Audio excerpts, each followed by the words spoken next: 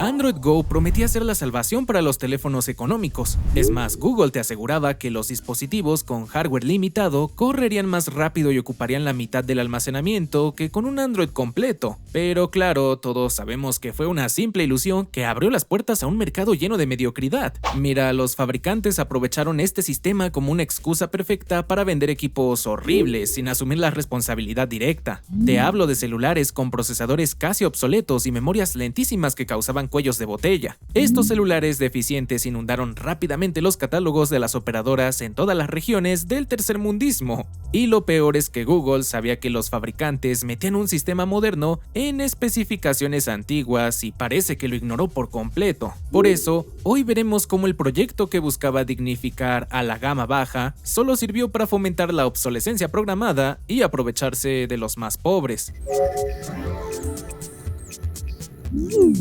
Para entender esta historia debemos regresar a los orígenes. Bueno, no tanto, más bien como a 2014, cuando la gama baja de Android realmente era una porquería, más que hoy. Esto debido a la fragmentación por todos lados. Había celulares nuevos atascados todavía en Android 2.3 Gingerbread, que no podían ni actualizar la Play Store. Esto claro, cuando ya existía Android 4.4 KitKat. Mira, aquel panorama la verdad estaba bien lamentable. Seguro te acuerdas que la gama baja estaba dominada por el Samsung Galaxy Y o el Young, así como por esa serie Optimus de la extinta LG como el L3. ¿Qué recuerdos esos celulares de LG? Pero claro, había otras marcas chinosas como los Alcatel One Touch y otras con disfraz mexicano pero siendo totalmente chinas como los Lanix. Eran equipos que las típicas operadoras como Telcel o Movistar te daban casi gratis con un plan bien chafa. Encima venían llenos de aplicaciones del operador que no podías borrar, comiendo lo poco que te quedaba en RAM y en almacenamiento.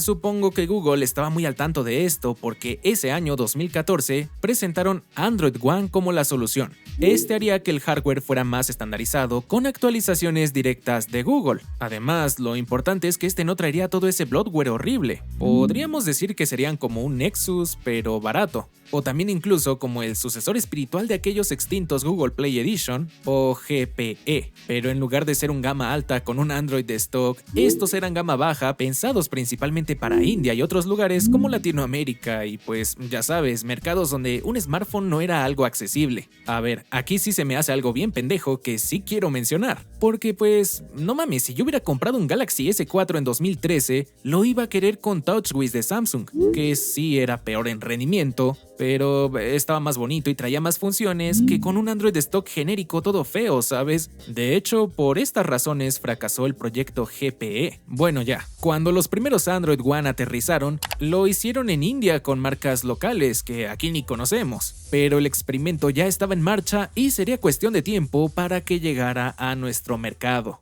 Realmente no, tardó 3 eternos años en llegar finalmente a Latinoamérica, en 2017. Lo vimos en dispositivos como el Motorola One, en algunos Nokia cuando trataba de revivir y lanzó unos celulares bien feos con Android. Pero sobre todos, el que se llevó la atención fue el Xiaomi Mi A1 que se lanzó de forma global. Sin embargo, el giro no fue el que esperábamos. El programa Android One flopeó debido a varios factores, incluyendo la falta de rentabilidad para los fabricantes, ya que en los celulares para pobres el margen de ganancia por la venta era minúsculo, de apenas un 3 a 5%, y las marcas suelen compensar esto a través de aplicaciones de terceros preinstaladas, el bloatware pues, cosa que Android One no permitía. Otra razón fue la canibalización de los productos, ya que los fabricantes notaban que esos modelos con Android One empezaban a robarle las ventas a sus series principales. Además, hay que decirlo, Android One no cumplió lo que prometía, ya que su fuerte eran las actualizaciones de sistema directas, rápidas, limpias y seguras.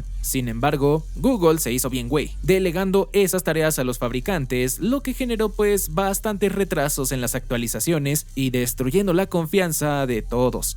Otro factor menos interesante pero importante fue la estrategia de distribución bastante deficiente, ya que en lugares como India, los dispositivos con Android One se vendían estrictamente en línea. Pero mira, lo que terminó de hundir todo fue Xiaomi, ya que como sabes, cuando entró al mercado latino en ese 2017-2018 de forma oficial, aplastó a casi todos los Android de gama media o baja de la competencia, y de los Android One ni se diga, haciendo que con todos estos factores, los fabricantes simplemente perdieran el interés. Digo, ¿para qué seguir esas reglas de Google si Xiaomi vendía más sin ellas, no? Aún así, no creas que la gran G mató a Android One. Bueno, sí, pero muchos años después, en 2023. En ese momento, en lugar de repensar el problema desde la raíz, decidió atacarlo desde otro ángulo, ya que si no podían hacer que los celulares baratos corrieran un Android completo, entonces harían un Android más pequeño. En 2017, Google presenta Android Go, oficialmente Android Oreo Go Edition. Y por la forma en que lo anunciaron parecía que realmente iba a ser una solución. Aunque mira, curiosamente, esto era un reciclaje de proyectos anteriores. En 2013 ya habían intentado adelgazar el sistema con KitKat y el proyecto Stealth, diseñado para correr en equipos con 512 megas de RAM. Y sí funcionó un rato, pero luego con las nuevas actualizaciones, Android volvía a engordar como siempre. Bueno, Android Go iba a traer la resurrección del hardware super básico, ya que si bien a finales de 2017 el estándar en celulares eran 3 o 4 GB de RAM, había celulares todavía con 512 MB o 1 GB de RAM. Entonces, Google prometió que con esta versión todas las aplicaciones y en general el teléfono correrían un 15% más rápido en comparación con la versión completa de Android, que simplemente estos dispositivos no la aguantaban. Como otra limitación era que los dispositivos de gama baja tenían apenas unos 8 GB de almacenamiento, bueno, Android Go prometía ocupar solo la mitad. Y claro, como Google sabía que estos celulares lo compraban principalmente gente con poder adquisitivo limitado, pues resulta que hasta se preocupaban por los datos móviles, ya que el sistema operativo venía con el ahorro de datos activado por defecto. Esto se notaba en aplicaciones como Chrome, que comprimían aún más las páginas web antes de enviarlas al teléfono. Pero sin duda, lo más llamativo fue su ecosistema de aplicaciones, las Google Apps Go, ya que lógicamente de qué te servía tener un sistema ligero si al abrir YouTube todo se iba a ir a la mierda, ¿no? Bueno, la solución fue YouTube Go, una aplicación literal joya para su época porque sí, después fue descontinuada, pero además de tener una interfaz más sencilla, te permitía descargar videos a través de Wi-Fi. Eso sí, a resolución más baja, pero ¿qué importaba? Podías verlos después offline y hasta compartirlos por Bluetooth con otros teléfonos, y todo esto sin tener premium. Claro, estaban otras alternativas clásicas que seguían esta misma filosofía como Google Go, Maps Go, Files Go, Gmail Go y hasta Camera Go. Sin embargo, no todo era genial. A ver, seguían estando los servicios de Google que eran famosos por consumir muchos recursos. Y bueno, eran necesarios al ser los encargados de la telemetría del sistema, de rastrear tu ubicación en segundo plano para los servicios de Google, de mantener las notificaciones push de cada aplicación y claro, de reportar constantemente al ecosistema de Google aunque no estuvieras usando el celular. Y aún así, aunque las aplicaciones Go fueran útiles, sí se sentían como una versión recortada de las originales. De todo esto, el problema más grave estaba en el hardware, ya que mira los equipos que llegaron con el sello Go, como el ZTE Blade L8, el Nokia One Plus, el Alcatel One o el Samsung Galaxy A01 Core. Tenían procesadores muy malos fabricados en litografías de 28 nanómetros, cuando el mundo de gama media ya operaba mínimo en 12 nanómetros. Sí, culpa de MediaTek y Unisoc, básicamente. Pero había otras cosas más técnicas difíciles de criticar a simple vista. Por ejemplo, traían memorias eMMC 4.5 lentísimas, haciendo que junto al procesador de mierda hubiera un cuello de botella horrible al abrir cualquier cosa. Añádele también los servicios de Google, pues empeoraban todo, ya que esto todo el rato estaba funcionando. Al final, por mucho que estuviera optimizado el Android, seguía siendo una experiencia frustrante, seguía sintiéndose barato y malo. Básicamente, fallaron tanto Google como los fabricantes porque intentaron meter un sistema moderno recortado dentro de dispositivos que seguían teniendo especificaciones de la década pasada. Ellos lo sabían y aún así no les importó, pero los problemas apenas comenzaban. Detrás de Android Go también había una lógica perversa, ya que si tú como fabricante lanzabas un celular de mierda sin justificación, la gente no lo compraba y se quejaba, pero si a ese celular le metías Android Go y lo vendías como un sistema optimizado para dispositivos económicos, ahora la culpa ya no era del fabricante directamente, sino de Android. Por eso mucha gente odiaba a Android Go. Y en serio, las marcas abusaron de esto en todo el mundo, desde Alcatel, ZTE o HMD, que por esa época vendía los celulares de Nokia de los que te hablé. Pero aquí en Latinoamérica sabes que también habían otras marcas que más bien eran rebrandeadas chinas como Blue, B-Mobile, Lanix, M4 y hasta marcas de autos como Hyundai que se pusieron a hacer teléfonos. Todo este montón de basura inundaron los catálogos de prepago de las compañías por años, todos o la gran mayoría con procesadores MediaTek o Unisoc económicos y obsoletos. Y claro, que trajeran una versión de Android nueva en su versión Go, de primera no los hacía parecer basura, sino un celular barato aprobado por Google. Y esa diferencia de percepción valía mucho en la caja del celular que veías en un Electra, ¿sabes? Xiaomi también usó Android Go en algunos equipos como el Redmi A1 con su procesador Helio A22 de 12 nanómetros y 2 GB de RAM. Pero a ver, aquí el contexto es muy distinto. MIUI era demasiado pesada para ese SoC en específico y Android Go era la única salida viable. No es que fuera un teléfono ideal, pero mira, al menos no tenía un procesador de 5 años de antigüedad y podía funcionar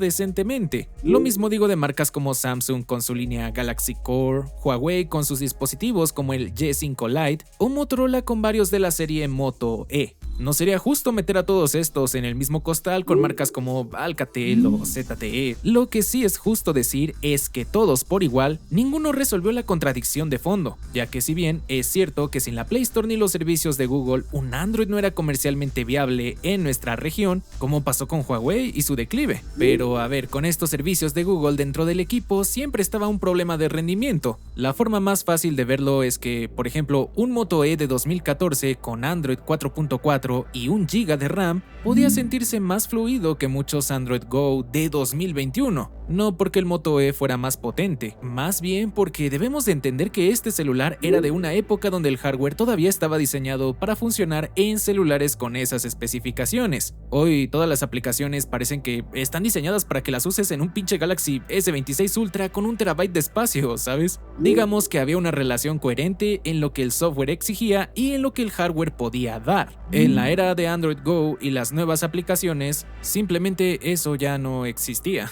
Android Go ya tenía fecha de muerte. La solución oficial de Google terminó siendo en muchos casos peor que las soluciones que el propio mercado improvisó. Me refiero a que un equipo usado con un Snapdragon 625 o un Helio P35, comprado de segunda mano en el mismo precio que un Android Go nuevo, ganaba en cualquier comparación real. Entonces, ahora sí, ¿de quién fue la culpa? Bueno, Google va primero. Ellos tenían la arquitectura completa frente a sus narices desde 2014 y nunca adelgazaron de verdad los servicios de Google para operar dignamente en hardware de entrada. Además, es importante mencionar que en sus inicios nunca establecieron un mínimo de almacenamiento ni obligaron a los fabricantes a usar memorias más rápidas. No sería hasta que llegó Android 13 Go Edition que Google subió el requisito mínimo de RAM de 1 a 2 GB. No porque supieran que la experiencia era una mierda en los celulares chinos, sino porque Android había engordado. Ahora, como ya sabes, las marcas fueron el mayor problema, sinceramente, al usar el sello Go para vender celulares malísimos que no valían la pena. Pero también hay que ser justos porque el sistema sí funcionó en algunos contextos más específicos como en África o en regiones de Asia, donde la alternativa real solo eran cacahuatitos de esos sin acceso a internet. Sin embargo, en Latinoamérica la situación fue muy distinta, porque aquí el usuario no elegía entre Android Go o nada. Al menos no estábamos tan jodidos, creo. Pero el usuario se daba cuenta que por los mismos 2,000 o 3,000 pesos que costaba esa cosa en Coppel o en la tienda de la operadora, pues mejor podía irse al Marketplace o a la Friki Plaza o hasta en Mercado Libre y Amazon para comprarse un Moto G usado o un Xiaomi de hace unos 2 años con un Android completo y un Snapdragon 625. A diferencia de Android One, que sí se abandonó en 2023, técnicamente hoy Android Go sigue vivo y está en la versión Android 15 Go Edition. Pero claro, como te esperas, los lanzamientos relevantes no llegan a este, ya que las marcas grandes lo abandonaron. Samsung o Xiaomi prefirieron desarrollar versiones light de sus propias capas de personalización, quedando casi como un sistema en territorio de celulares de marcas blancas. Eso sí, Google subió los requisitos mínimos. Para poder usarlo se necesitan al menos 32 GB de almacenamiento y 4 GB de RAM. Como consecuencia de este cambio, todos los dispositivos que tengan entre 2 y 4 GB de RAM están obligados a utilizar Android Go Edition. Pero como nuevamente te digo, esto no garantiza que vayas a tener una mejor experiencia ni fluidez. Es simplemente porque Android ya no cabe en celulares de gama de entrada. Además, como todos los que hemos llegado a usar un celular con Android Go, sabemos que su promesa original no se cumplió. Han sido un fracaso estratégico que nos deja con una promesa rota y fomenta la obsolescencia programada, que termina perjudicando a los consumidores de menos recursos, porque si bien con Android Go querían que tuvieras un Android digno, eso no se logra poniendo una etiqueta de Google sobre el hardware basura. Muchas gracias por llegar hasta acá, espero que este video te haya entretenido y aprendieras algo, pero no te vayas todavía, te recomiendo este otro para seguir más o menos con la historia. Nos vemos allá.